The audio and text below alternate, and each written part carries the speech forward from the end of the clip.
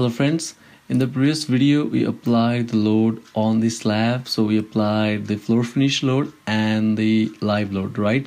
So in this video we'll learn how to apply the wall load on the slab. Okay, so you can see that these walls are not exactly on the beams. So what happens is that they transfer the load to the slab, and after which the load is transferred to the beams.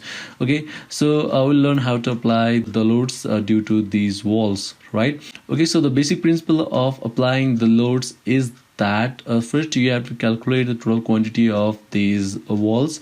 So after that, what you do, you multiply the total quantity to the unit weight, and if you do that, you will get the total load of these walls, right? Now that we know on slab we have to apply the load on kilonewton per meter square unit, right? So what we do, after we get the kilonewton value, we divide that by the floor area, which will get us the load on kilonewton per meter square value. That is the intensity of the load, right? So let us begin. Okay, so on the ground floor we don't have any slab, so we go to the first floor, right? So what we do, we measure all the length of this wall and calculate the quantity of the wall. For this, first we find the total length of these walls, right? So let's measure these walls. Okay, so from here up to here, because the door D1 has a wall over it, and from here up to here, right, again we take the length from here up to here. Okay, so 10 feet and 7 inches, and we take this length over here. Okay, 8 feet and 4 inches. Now we add all these values. Okay, so we open our calculator. So first we add the feet values: 11 feet plus 7 feet plus 8 feet plus 4 plus 1 inches, that is 5 inches, divided by 12. Okay, so this 4 inches plus 1, so we do it combined, right? So it enters, so 26.41 feet. If we divide it by 3.281, we'll get the answer in meters, right? So the total length is 8.05 meters. So we store this value in alphabet A. So after that, if we multiply this length with breadth and the height, we'll get the volume of these brick walls, right? So the width of these brick walls is 0.11 because it's a half brick wall, and the height, to find the height, we have to go to the section of the building. Okay, so let's measure the value. So the wall extends from top of this slab up to the base of this slab, so it's 9 feet, and we open our calculator and we divide 9 by 3.281 to convert it into meters, so it's 2.74 meters. Okay, so we multiply A into 2.74 into we do it 0.11, right? So it's 2.42 meter cube. So the total volume of these walls is 2.42 meter cube, right? So now what we do, we multiply this value with 0.7 because due to the openings we only consider 70% of the wall, right? So we get the answer as 1.698, and we multiply it with 19.2. That is the unit weight of the brick. So now we get the value as 32.61, right? So this is the load due to these walls. Okay, so 32.61 kilonewton, so load due to these walls. Okay, so now what we do, we store this value in alphabet A. So after that, we find the area of this slab. Okay, so we take the dimensions from here up to the, yeah, you can take almost center to center. Okay, so we'll take roughly, so it's 11 feet and 7 inches to, okay, so we'll go from here up to here, so 10 feet. Okay, so let's convert these values into meter square, right? So 11, so we'll use the brackets, 11 plus 7 divided by 12 times 10 divided by, so we get the value in feet square, right, after multiplying these two values. And if we divide it by 10.76, we'll get the area in meter square. Okay, so it's 10.7651 meter square, so we store the value in alphabet B. Okay, so answer is equal to, let's store this value in alphabet F somewhere far. Okay, so answer, now alpha B is equal to this, we store this value in alphabet F as well. Okay, because I think these two areas are similar of first floor and the second floor. Okay, so this area will be helpful to calculate the a load on this slab as well. Okay, so now what we do, we divide alpha A, that is the total load, by the area. Okay, alpha B 3.02. So we divided the total load by the area to get the value of the load in kilonewton per meter square unit. So now what we do, we go to ETABS and select the slab. So it's the first floor slab, right? And we go to assign and click on cell loads and click on uniform. And after that we click on wall load and we apply the load of 3.029 kilonewton per meter cube, 3.029 kilonewton per meter square. Okay, and we click on apply and we click on OK. So after that what we do, we again open our AutoCAD file and we apply the load due to this wall on this slab. Okay, so the total length is 10 feet and 7 inches. So what we do, we convert 10 plus 7 divided by 12.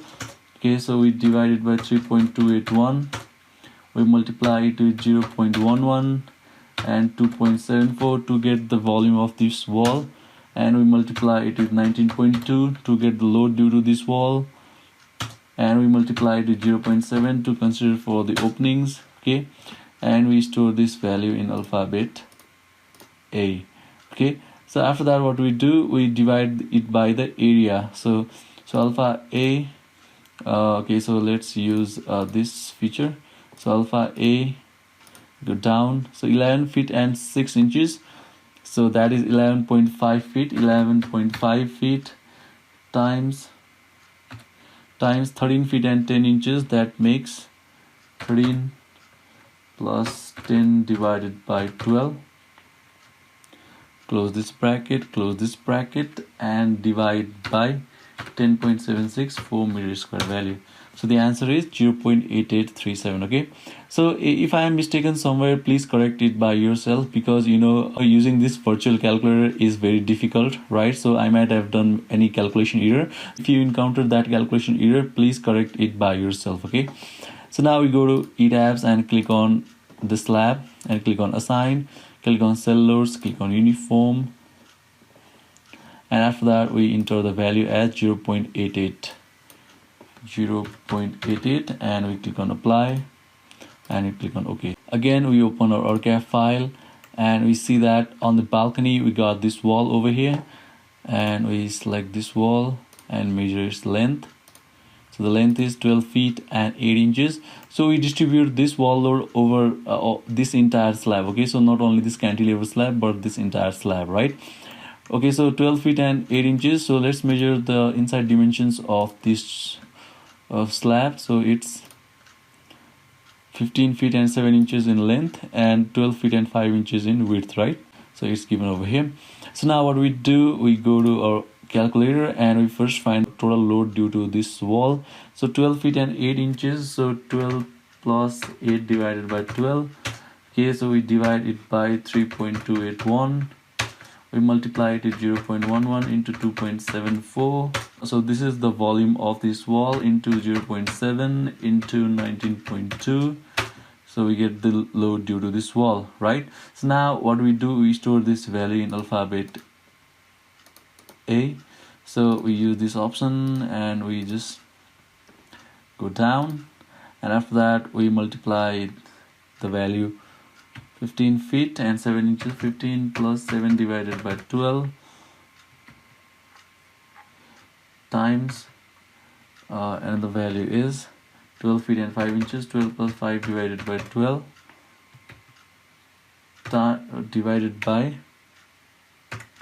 10.76. okay, so we hit enter. So it's 0.8696 kilonewton per meter square value, right?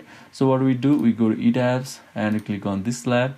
Okay, so we join these two slabs, right? So we select these two slabs, click on edit cells and click on merge cells. Okay, so now we select this slab and click on assign, click on cell loads, click on uniform, and after that we apply the load of how much? 0.869.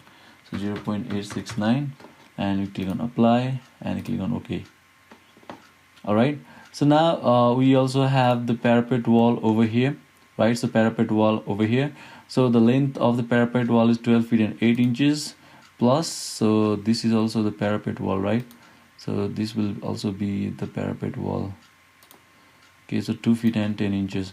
So total length of the parapet wall is 2 plus 12 plus 2 for this side as well, plus, so it's 8 plus so 10 inches, so 10 plus 10 for two sides divided by 12 divided by 3.281 into 0.11 into 1, right? So the value of the volume is 0.61. Okay, so let's store this value in alphabet C. Okay, where is it? Answer, store in alphabet C. Okay, so I took the thickness of this wall as 0.11. However, the thickness of this wall is 230 mm, right? So that is the almost double of this thickness. Okay, so the load is also double, right? So let's take 0.869 times 2. So 0.869 times 2, so that is my mistake, sorry for that, times 2 is 1.738. so we apply this load. So go to assign and click on cell loads, uniform, and what we do, we replace the existing loads and we do multiply it by 2 and click on apply and click on OK, right? After that, what we do, we go for that, we go for the parapet wall. So the volume was we stored in the value of C. Okay, so we divide it by the area. Okay, so I should have stored that area, but I didn't. Okay, so we again calculate the area, and the area is so 15 feet and 7 inches. So 15 plus 7 divided by 12. Okay, okay, so one more bracket, again divided by 12 plus 5 divided by 12, again divided by 10.76, and the answer is, okay, so shift inch, it's 0. It's very less. So okay, so 0.00029 is a very less value, and you can just ignore it. Okay, so after that, what we do, we go to the upper floors. Okay, and we apply the load similar to that we just did in the first floor. Okay, so now I'll fast forward the video from here.